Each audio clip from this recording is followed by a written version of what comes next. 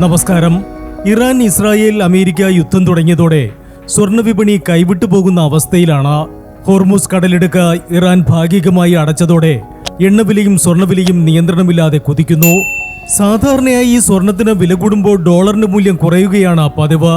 എന്നാൽ വലിയ യുദ്ധ സാഹചര്യങ്ങളിൽ സ്വർണവും ഡോളറും ഒരുപോലെ കരുത്താർജിക്കും.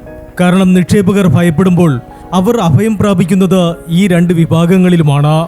ആഗോളതലത്തിൽ യുദ്ധമോ വലിയ അസ്ഥിരതയോ ഉണ്ടാകുമ്പോൾ ലോകത്തിലെ ഏറ്റവും സുരക്ഷിതമായ കറൻസിയായി നിക്ഷേപകർ കാണുന്നത് ഡോളറിനെയാണ്. നിക്ഷേപകർ തങ്ങളുടെ പണം ഓഹരി വിപണിയിൽ നിന്നും മറ്റ് കറൻസികളിൽ നിന്നും പിൻവലിച്ച് ഡോളറിലേക്ക് മാറ്റുന്നതാണ് ഇതിന് കാരണം. കൂടാതെ ലോക വ്യാപാരത്തിന്റെ 80% നടക്കുന്നത് ഡോളറിലാണ്. യുദ്ധസമയത്ത് രാജ്യങ്ങൾക്കും കമ്പനികൾക്കും അടിയന്തര ആവശ്യങ്ങൾക്കായി പണം ആവശ്യമായി വരുന്നു. ലോകത്ത് ഏറ്റവും എളുപ്പത്തിൽ കൈമാറ്റം ചെയ്യാവുന്ന കറൻസി ഡോളർ ആയതിനാൽ ഇതിന് ഈ സമയത്ത് ഡിമാൻഡ് വർദ്ധിക്കുന്നു.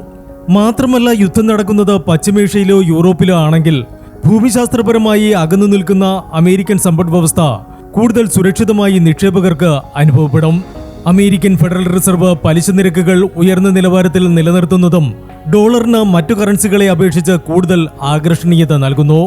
നിലവിൽ ഡോളർ കരുത്താർജിക്കുന്നത് കാരണം രൂപയുടെ മൂല്യം ഇടിയുകയാണ്. ഇതുകാരണം ഇന്ത്യയെ പോലുള്ള രാജ്യങ്ങളിൽ സ്വർണത്തിന്റെ ഇറക്കുമതി ചെലവ് വർദ്ധിക്കുകയും ഇത് കേരളത്തിലെ സ്വർണ്ണവില ഇനിയും ഉയരാൻ കാരണമാവുകയും ചെയ്യും. Business desk, gold max.